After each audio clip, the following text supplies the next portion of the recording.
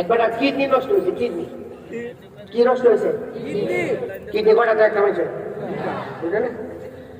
দুইটা আগে বুঝছে যাতে করতাম মুরব্বী বড় ভাই সামনে কিছু বলা দেবো না, এরপরে কয়ে দিতেছি সবাই তো যুবক। এখন মনে করেন ঢাকার অ্যাপোলো হসপিটাল আমাদের বাংলাদেশে সর্বাধুনিক হসপিটাল, ঠিক না?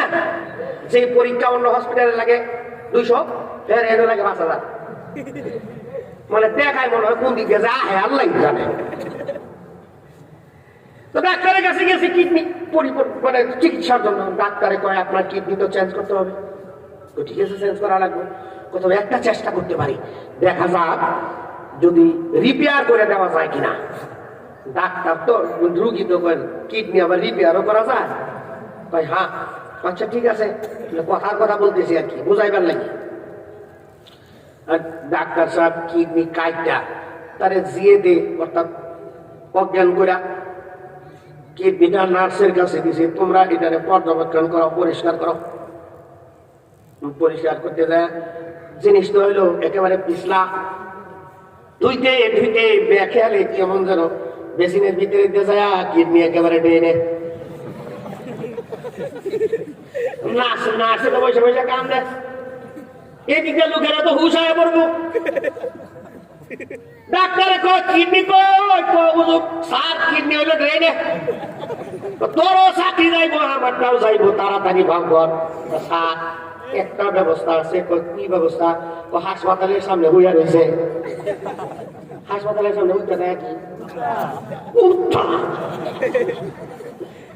উত্তর ঝুনঝুনি যেমন দুইটা সেই আকৃতি, মানুষের কিডনিটির আকৃতি 90-100 মানে সেম।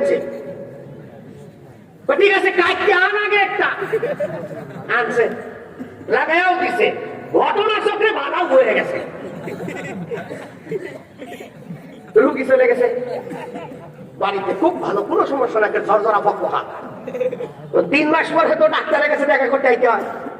আসছে ডাক্তারের জিগায় আপনার কি অবস্থা? স্যার খুব ভালো, আগের চাইতে ভালো। একটা সমস্যা। ও কি সমস্যা? স্যার যখন প্রস্রাব করতে বই তখন বাম ট্যাং পোষা হয়ে যায়। নার্সে দৌড়ে আইছি, স্যার এটা বেড়ার সমস্যা না, এই বেড়ার গুড়ায় গন্ডগোল। কথা বুঝছেন? আমি বলতে চাইছি, হাসাইলাম, একটু জাগাইলাম, ব্রেনটারে খোলাসা করলাম।